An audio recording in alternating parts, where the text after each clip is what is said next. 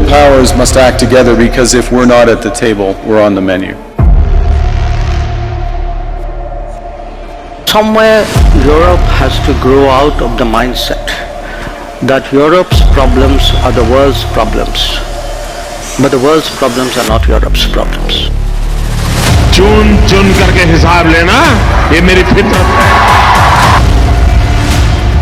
Why should it be a problem if I'm smart enough to have multiple options? You should be admiring me. Bharat झुकने वाला भी नहीं. The rise of India will be determined by India. It will be determined by our strength, not by the mistakes of others. The old order is not coming back. We shouldn't mourn it. Nostalgia is not a strategy.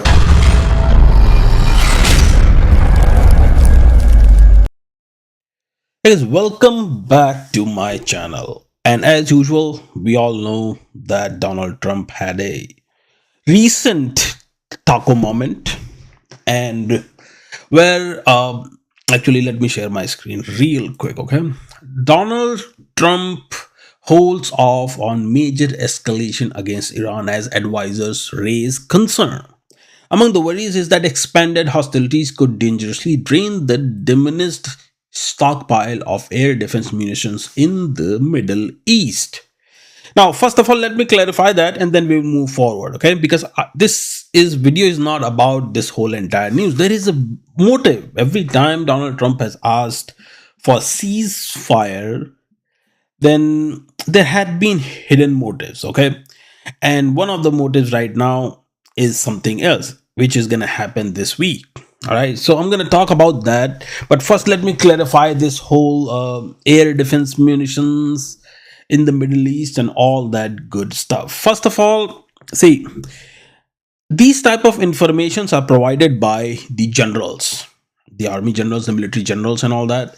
They provide this information to the president, okay? Now, when these generals actually want to take a break, or they think that there is no other way to stop the war, because see, generals also understand the nuances of these things, because people die, right? People die, soldiers die, lots and lots of things happen for what? For somebody's nonsensical politics or ego. That's the whole game, right? At least in this case. So they know it, and that's why they try to come up with these excuses of stockpile diminishing or ammunition, low on ammunition, and this and that, all that good stuff. They say all these things so that at least there is a break, there is some time they can get, or if things stop altogether, that's good. Okay, so that's what that is. So don't fall for any of those things right now. Yes, there could be interceptor, they could be low on interceptors, but you have to understand that interceptor supplies have to be made from US to the Middle East, okay? And that delivery takes time. All right, so, and basically the reinforcement and replenishment and all that thing takes time.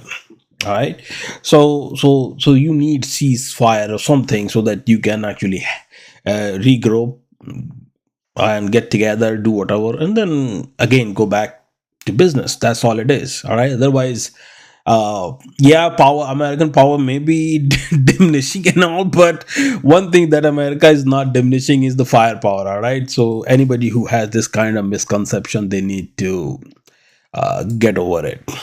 Now, coming back to the point, why this video I'm making. See, there is some interesting developments happening, okay? And those interesting developments are that, let me show you, that US and UK, they plan high-level Strait of Hormuz security conference. US and UK are planning a major conference next week, bringing together European and Middle Eastern defense ministers and military chiefs to discuss protecting shipping through the Strait of Hormuz. This is the report from Axios. The Defense Secretary Pete Hegseth and Joint Chiefs Chairman General Dan Kane are expected to attend as US-Iran hostilities continue over Tehran, meaning that there is a whole new development going on. This week, US, UK, and some Middle Eastern countries and European like France, they all may meet this week, coming week, to discuss what to do. The question really is not to discuss what to do. The question really is that why are they meeting all of a sudden? What Donald Trump doesn't know what to do all of a sudden? I mean, isn't this he's the guy who actually in the beginning said that US can do all these things without anybody's help and this and that. I mean, in fact, he insulted Keir Starmer in the Oval Office in front of the media. When Keir Starmer said that, yeah, we will go and fight Russia and this and that, so Donald Trump actually made fun of him. Said that, oh, can you do it? Oh, it will be just US who will be fighting. You are not going to do anything. Those were his words. Anyways, so the question is that why are they meeting? Because that's the point I'm trying to make here. Okay, point is that if this is about the security through Strait of Hormuz, then what kind of security you are discussing here? I mean, what are you going to do? I mean, the most powerful country in the world couldn't do anything to Iran. What United Kingdom is going to do with their the broke ass aircraft carrier and 70,000 military personnel or overall? Nothing. What France is going to do? France itself is burning with the Islamic terrorism and everything. So clearly motive is something else of this meeting. Okay, and I'm gonna tell you what exactly is the motive. Okay, so stay with me. See, I think the number one reason they are meeting is not to discuss the Strait of Hormuz security or something, but number one reason they are meeting is that how do we address the Israeli security concern to make sure that Israelis are secure in the region, they are safe in the region, their safety, before US actually withdraws from all these bases that it has. US may actually leave Jordanian base because it's pretty close to Israel, so they may leave that, but they're gonna walk out of all other bases. Okay, so how do we protect Israel probably will be the number one discussion. Now, why this discussion has to be done or made with Britain? Because historically, if you look into it, then whole entire Israeli concept and Israel Palestinian, all that concept came because of the British, and British have some serious pull in the Middle East, especially in Saudi Arabia and in those kingdom, in the monarchies of the Middle East. Okay, monarchy communication, I will just put it this way. Okay, so this is why the number one discussion, that's going to be the number one discussion, that the safety of Israel. And then comes the point number two. See, the point number two is very important actually. Okay, and I'm going to share you my slide again, and then you can actually understand the game, what's going on. Okay, and this is way more actually risky for United States and United Kingdom together.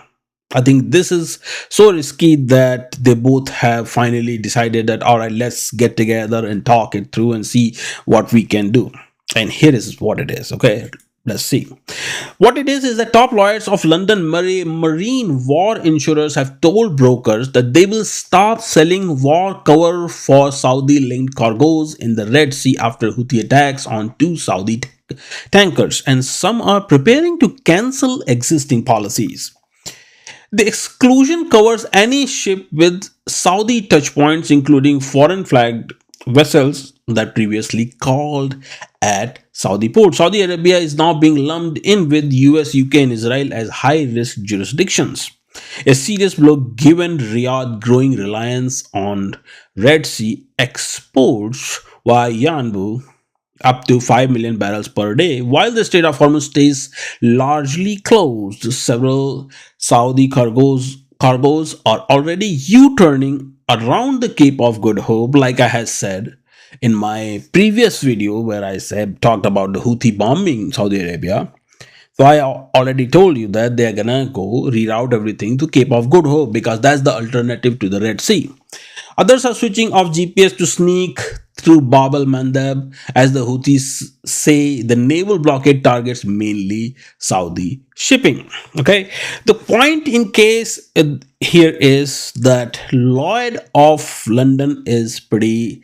Its finances seem to be stressed out. They are under actually strain, a lot of strain. Why? Because if you look into it, then what you find is the loss of ships or cargo ships are being attacked and destroyed. I mean, it has nothing to do. I mean, more cargo ships have been destroyed than actually the warships. All right, and here's the problem. I will tell you a little bit of finances of this whole entire Lloyd of London. Lord of London is basically, you can say it's a group or a gang or a cartel or something, more like OPEC, that provides the maritime insurance. And it's, I would say it has total assets of 50 some billion pounds overall. Now, in those 50 some billion pounds, if Lloyd of London takes, say, 5 to 10 billion pounds or dollars of loss because of all this, then it's going to have a serious impact on Lloyd of London, and that impact will be a very long term. It's not going to be short term. Why? Because Lloyd of London will have to increase the premium pricing in order to really recover the cost of all the loss. Right? That's number one thing. Number two thing is that, like in this case, they're pulling out, they're canceling the policies and all that. Those are illegal things actually. Because once the policy is issued, you cannot cancel the policy just because you see that there is a war. Okay, it's like taking the health insurance, and then when you see the patient has to go actually get the cancer treatment, you cancel the policy of the patient or change the policy. It doesn't work like that. So they realize this thing and they have cancelled it, which means that their credibility is at stake at this point, meaning that if this war drags any further, then what countries are going to do is the countries are going to rely heavily on their government, their nation's maritime insurance policies. What does that mean? It means that countries like India has Bharat Maritime Insurance. India provides its insurance and it covers Russian ships and certain other ships in that region to provide the insurance and all that. So that will be a whole another shift. All right. Now some of you will be like, okay, so it's just Lloyd of London. What's a big deal? See, big deal is that I had actually explained some dollars weak points, in which I had explained that what are the points that will actually cause dollar to collapse. Okay, dollar to lose its value or crown as a reserve currency. What are those things? And one of those things is the maritime insurance, this Lloyd of London. So now if Lloyd of London's credibility is at stake, it's pretty much losing money all over, then who is going to provide that? So what this is doing is that if this war drags on further, then this is going to open a window or a door for other countries to start their own insurance grouping or something. I mean, BRICS countries may actually simply work together and come up with a BRICS maritime insurance or something like that too. You know, need is mother of all inventions. So they may come up with something like that. It's not going to be a very hard thing to do, quite frankly. Why? Because if you look into it, pretty much all the major oil providers are part of BRICS at this point, right? Like Saudi Arabia is in BRICS, UAE is in BRICS, Iran is in BRICS. Then you have the largest refiners, China and India, are in BRICS. Russia is in the BRICS, right? So you see the game here, right? And if the Lloyd of London's go out of business, then of course alternatives have to be there. We are living in a multipolar world. So I think that this is another reason why this meeting is being they are meeting in the next week, so that they can discuss this whole thing, that bro, let's figure out how do we end this war and how you guys don't hit the cargo ships. It seems like otherwise. I mean, another thing. See what I'm saying. So what I'm saying here right now to you, this is also supported by another actually evidence that Just recently, the U.S. Marines actually blocked another ship. But what they did is that they went on board on that ship to stop it. First they warned, then instead of bombing that ship, they boarded that ship to stop it. So that should show you that clearly there has been pressure that don't bomb the ships. Board on it, you make them stop, and that's it. Don't do anything else. So so that's another reason, okay? And this is very serious business, because if Lloyd of London is gone, or say it loses its credibility, its financial capacity to really provide the insurance and all that, that's going to be a serious impact on the dollar too. The dollar, the very dollar whose value, the dollar, very dollar that Donald Trump has been trying to protect. And this is gonna actually bolster BRICS countries even more. So the same grouping that Donald Trump has been trying to kill from the day one. Okay, so that's another reason. Now, third reason is this is probably for Donald Trump's own sake. That is America's face-saving exit. Because midterms are near, Donald Trump clearly doesn't want to look bad. He doesn't want to look like a loser that he is. He doesn't want to look like a loser. So he's gonna probably discuss that, hey, do something so that we can get out and have some sort of face saving. And this face saving is not going to be possible with all the terms and conditions that Donald Trump is putting in front of Iran. Those are not terms and conditions. Donald Trump still thinks that he still has the cards that he can play. Donald Trump thinks that somehow he has a say in this whole entire thing, and he can command whatever he wants to command to Iran, and Iran is going to listen to it. See, the reality is that he should have really done the research that why over the years, past 40, 50 years, nobody, not a single country has dared to attack Iran. They all talk. Sanction and all that, it's good stuff, but nobody has dared to attack Iran. There was a reason for it. Now we know why that reason, what that reason is. Now, and so face saving for Donald Trump is going to be very hard actually to manage. Why is that? Let me show you real quick, okay? So the face saving will be managed to hard. I mean, it will be hard for Donald Trump is because Saudi officials privately suggested, is Saudi Arabia preparing to normalize with Israel, or is it weaponizing the promise of normalization? All in all, this whole entire news is or the information that I'm sharing here is that Saudi Arabia said that they're not going to join Abraham Accord, because Abraham Accord requires you to abandon the Palestinian idea, the whole entire Palestinian thing. You have to. So and Saudis are not going to do that, because Saudi's whole entire Saudi's empire was built on it.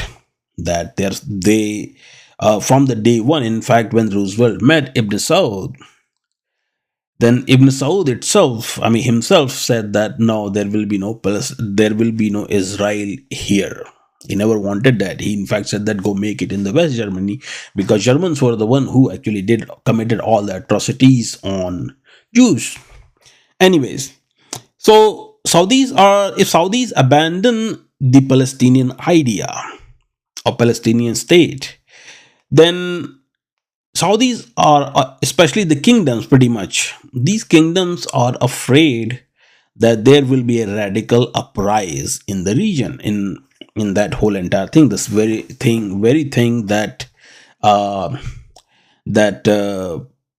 MBS Mohammed bin Salman has been trying to get rid of for his Vision 2030 project.